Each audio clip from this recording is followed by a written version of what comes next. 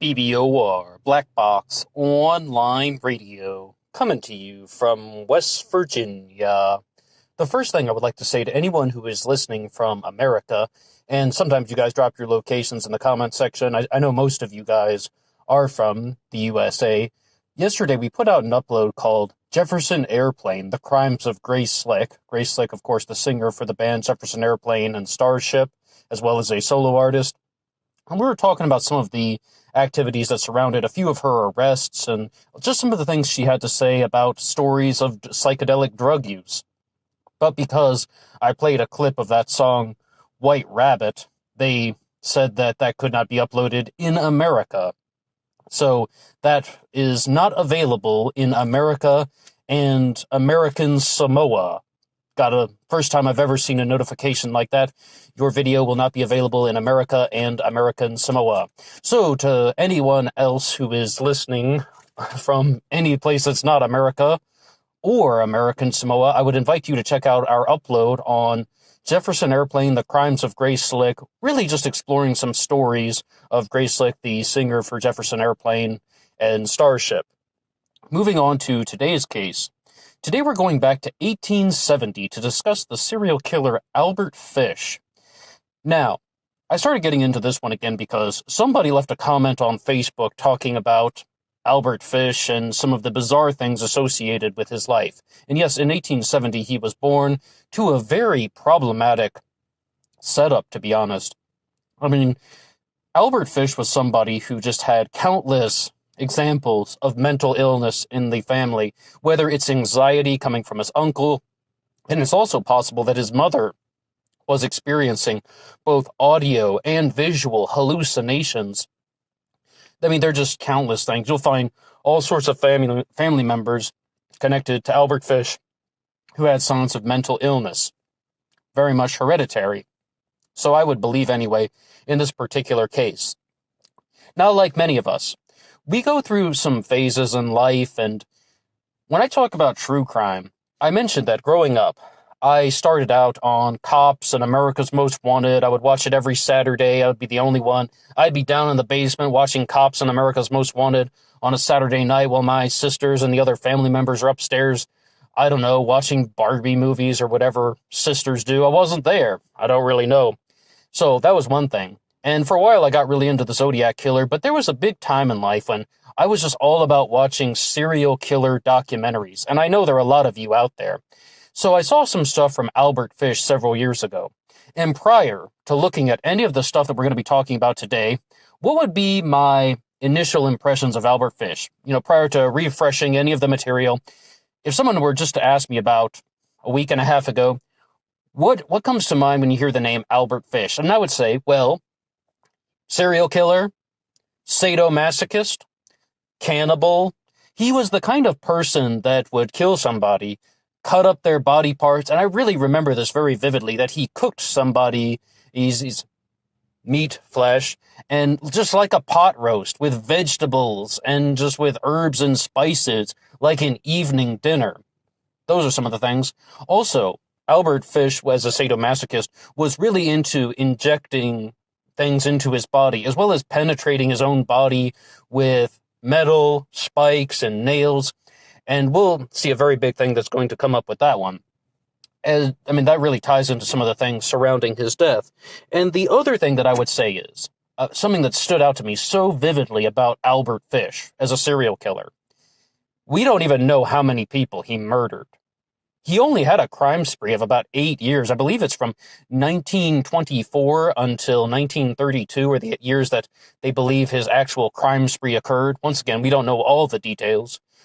But the police did check him out, and no one really suspected him because he just seemed like such a simple, gentle, ordinary, kind, harmless, bland, milquetoast individual. And that is something that we always need to be aware of with people. Like earlier this week on the channel, we were talking about the death of Daniel Huffman, about someone who was just a very courageous boy, and then he went on to commit suicide at the age of 25, and people are just like, we just didn't see this coming. There were no signs. And this can be something that goes in a darker direction where And I believe this is a much darker direction where someone just really has the ability to persuade people to think that they are harmless when in reality they are not. And it's one of the ways that they lure people in. But what I would say about this is it's also goes to show you appearances mean very little in the world of human thought. And we don't always know what's going on with someone in their mind. We don't always know someone's intentions. And just because we get a particular feeling from somebody, it doesn't mean anything about their capabilities, personality, or destructive behavior. And somebody even told me that once. You could be married to somebody for 20 years, and you wouldn't even know what they're really about. And I would definitely have to agree with that, although I haven't experienced that one firsthand. But looking at somebody like Albert Fish, and I mean, no matter what I can say is, in this upload, we won't be able to get everything. This might turn into a multi-upload series. But with Albert Fish as a serial killer, growing up, he experienced a lot of physical abuse. We mentioned that, first and foremost, his mother did have signs of mental illness, and his father passed away when he was very young. His father was much older than his mother. I believe his father was in his 70s when he was born. There was a 42-year age difference. And then his mother ended up putting him in an orphanage, a children's home, because she couldn't take care of him. And there he was beaten, he was abused, and he went through just countless forms of child abuse.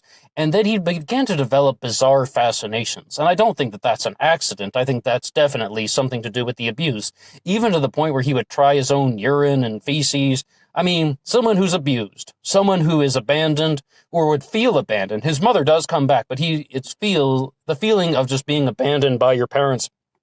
I have said that once, and I'll say it again. I think the human brain has the ability to sense the separation from the parents, and that, not to say that something like adoption is a bad thing. It's not. It's more like feeling that when someone is being abandoned because they don't want them, they are not able to take care of them, or their parents feel like, oh, he is too much of a burden, I do not want him. I really think the human brain can sense that. And I don't have too much scientific evidence to support that, only just to say that it's something that we see time and time again when it comes to people who are going on to become serial killers, mass shooters, or people who are involved in other instances of high-profile true crime activity. There's a documentary about Albert Fish on YouTube, and I was trying to watch it, but just had such a long-winded introduction talking about other serial killers like Ted Bundy, John Wayne Gacy, and Jeffrey Dahmer. And what they're trying to say about those guys is that they're really just talking about how some of the similar things that we said. They went through lots of abuse as kids. They felt either betrayed by their parents, or with the case of Jeffrey Dahmer, lack of bonding with their parents. And with Albert Fish, absolutely. I mean, we just said his father died, and his mother put him in a children's home and an orphanage because she couldn't take care of him.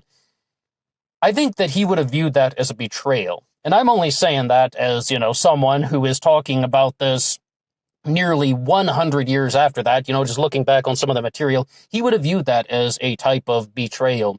And when someone feels betrayed by their parents, that creates a major shift in their neurological development. And once, though, to talk about some of the things that Albert Fish would do, because he was a very gruesome and cannibalistic serial killer. And there was another YouTube video out, and I seem to have lost my place when I was trying to get that one. Otherwise, I would cite the title as a reference. But they were saying that there were 3 serial killers that they propose are the real-life Hannibal Lecter: Andrei Chikatilo, the Butcher of Rostov; Jeffrey Dahmer, the Monster of Milwaukee; and Albert Fish, who goes by many names: the Werewolf of Wisteria, the Moon Maniac, the Gray Man. He has many different names that he goes by. And I would say, out of those 3 serial killers, Andrei Chikatilo, Jeffrey Dahmer, and Albert Fish is the closest to the real-life Hannibal Lecter. Of course, Hannibal Lecter was someone who was, I know he's a fictional character, but he was someone who was very educated. He's a doctor, a forensic psychiatrist. But just when you hear the things about, I ate his liver with some fava beans and a nice Chianti, or Chianti if your name is Hopper, then I was just thinking about that so much when I heard those first details about Albert Fish, the kind of person that would cut somebody up, cook them like a pot roast, and just that type of cannibalistic behavior. And we've said it once and we'll say it again. The biggest motivation that I believe for cannibalistic serial killers is domination. Jeffrey Dahmer talked about this very clearly. He was very open about it, that the reason why he cannibalized people is that he didn't want them to ever leave him. And that was one of the ways that he could dominate them. That's like the biggest form of domination. You've dominated somebody to such an extreme level that they can be devoured. Albert Fish is no exception. So I think that that's a very big issue. But to talk about his sadomasochism, to talk about his deviant behavior, to talk about his antisocial personality, when we did our upload on this channel called The Brain of a Serial Killer, we were discussing a lecture that I found on how dopamine functions in the brain. I was looking for a documentary on that stuff, and I clicked on something on YouTube, and it turned out to be a lecture. And what they were saying is, people who are in a position like maybe the way Albert Fish would have been, their brains have too much dopamine. One of the major functions of antipsychotic medication is it reduces the amount of dopamine. It tries to curb the flow of dopamine. And it was the first time that I had ever heard anything like that. They certainly don't tell you that in high school health class. Something about how, like people who are psychotic have too much dopamine and that antipsychotic medication reduces the flow of dopamine. But when you see that, though, when you see somebody like Albert Fish, someone who is a murderer, who is going after a variety of victims, who is a sadomasochist, it seems like he's going after that dopamine surge. First and foremost, the dopamine surge that comes from unconventional behavior. We've talked about that before. And in short, being deviant, being antisocial, meaning against the social norm. Doing things against the social norm can release dopamine in the brain. It feels good to be weird, and it feels good to do things that are deviant. I mean, I think that's kind of self-explanatory. Most people have probably experienced that at some point in their life. So with some guy like Albert Fish, he's doing that to the extreme levels, but he's putting on a very gentle facade so people do not suspect him. Lots of people who are involved with that, who are involved with this type of criminal activity, can put on the facade very easily. But what I said about Ted Bundy and John Wayne Gacy, and especially Bundy, is that once you learn that it's just a facade, you just see how fake it is. I mean, forget superficial charm. You're like, this guy's disgusting. You can see right through it so easily. Some of the details that are involved with somebody like Albert Fish really go to show you that he was the type of person that would target men and women, like boys and girls. And I heard this on Norm Macdonald, the comedian. I guess he talks about serial killers too. He did a video on Albert Fish here on YouTube. It's a segment from his show, but I was very surprised. I've never heard him talk about serial killers before. And they were saying that, I mean, some things that have been echoed in the documentaries, they were just giving the bullet points. He targeted people who were African American or had disabilities because he thought that people would not miss them. And I mean, that definitely probably was somewhat true to the time, as horrific and inhumane as it sounds. But the thing that I notice about Albert Fish is he went after both boys and girls, men and women. Like, if you look at his list of victims, you'll see male names and female names. That is very abnormal as a serial killer, because a serial killer is almost always operating within their own sexual orientation. Even if you have somebody like John Wayne Gacy, who was a bisexual, his victims were only male. And there could be a few reasons for that. Perhaps he was ashamed of his bisexuality, or also because his father beat him senseless as a kid, and then he's kind of taking out that rage on the male gender, associating the male symbol as something that needs to be destroyed. There could be a variety of motivations for that. In fact, it could be all of the above. So when you're looking at somebody like Albert Fish, I would say that a big possible motivation for him to be committing these types of actions toward both boys and girls, like why, is because of dopamine. What we said, it's all about him. Albert Fish's true orientation was just toward himself. I mean, you could say autosexual or something, but it's just toward his own feeling. If I have observed anything, I don't even know if I'm 100% right about that. I'm not a doctor. I'm not a psychologist. But that's just the feeling that I get. It's just all about his own playing, the sadomasochism, the deviant behavior. He's only doing things for his own feeling, and it doesn't matter if they're male or female. It's about domination. Not to mention, though, it's not unheard of for serial killers to operate without the limits of sexual orientation. They can operate outside their sexual orientation, and it's not unheard of. I mean, like, it can go in a variety of ways. The sexual orientation thing is just the most common. While I was looking at a few videos about Albert Fish and some things on the internet, I came across Savannah Brimer's channel. I talked about her recently. I don't remember the exact upload that I did, responding to one of her videos, but we talked about Savannah Brimer once, and she did an upload about Albert Fish, but her video focused very specifically on the murder of an individual named Grace Budd, and she said that was the only murder that Albert Fish confessed to, but even if you look at the Wikipedia, it says he confessed to 3 murders.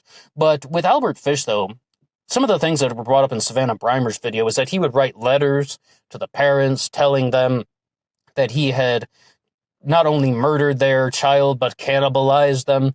And she said that there was a letter from Albert Fish to the parents of Grace Budd, and she said she wouldn't read it because of how vicious it was. And at first I thought, we shouldn't really be censoring content. Then I was just thinking, wait a second. I actually read the letter for myself. She's like, just get it online. So I did. You can find it very easily on Google. Then part of me was like, wow, I don't see any real... I mean, it's so gruesome to read some of these things. I find that we do not get desensitized to the material when you hear about more of these issues about what serial killers are doing, or just what other people are doing, about how horrific and evil humans can be. I don't know. I don't get desensitized. If anything, I get more aware of it. But at the same time, what have I said in the past? We cannot really censor ourselves. If we're going to talk about the subject, we need to learn everything, not only the parts we want to hear. Just to read a little bit of the letter that Albert Fish wrote to the parents of Grace Budd. When all was ready, I went to the window and called her. Then I hid in my closet until she was in the room. When she saw me all naked, she began to cry and tried to run down the stairs. I grabbed her, and she said she would tell her mama. First, I stripped her naked. How did she kick, bite, and scratch? I choked her to death, then cut her into small pieces so I could take my meat to my rooms, cook and eat it. How sweet and tender her little ass was, roasted in the oven. It took me 9 days to eat the whole body. I did not fuck her. I could have, if I had wished. She died a virgin. And when I read that for the first time, I was just like, oh my God, that's just absolutely horrible. And I'm not reading something like that out to be weird or anything, or to be disgusting, but it's more about, if we're going to talk about the subject, we just got to cover all the bases.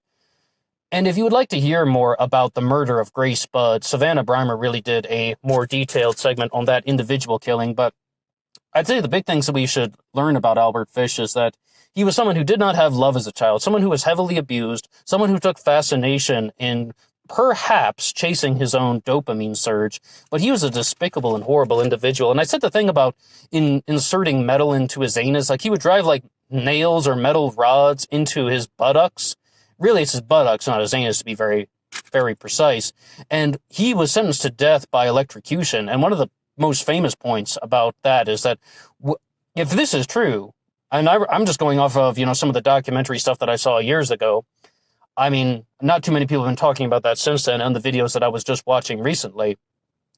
When he was put to death in the electric chair, because of all the metal that he had in his buttocks, the electric chair just went absolutely haywire, and it took ages for him to die.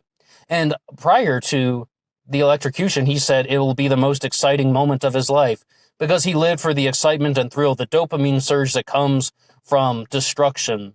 And I guess that's where we will have to leave it at there, the death of Albert Fish. Well, that's where, if you'd like to kind of contribute to anything in the comments section below, I would love to hear from you. If you like this upload, you can hit the like button. But most importantly, please drop some comments below. I'd be very curious to know what you guys think about the subject and just about serial killers in general. And there is a film called The Gray Man about Albert Fish that's available on YouTube. Going to be watching that one tonight, and we're going to talk a little bit more. Until next time.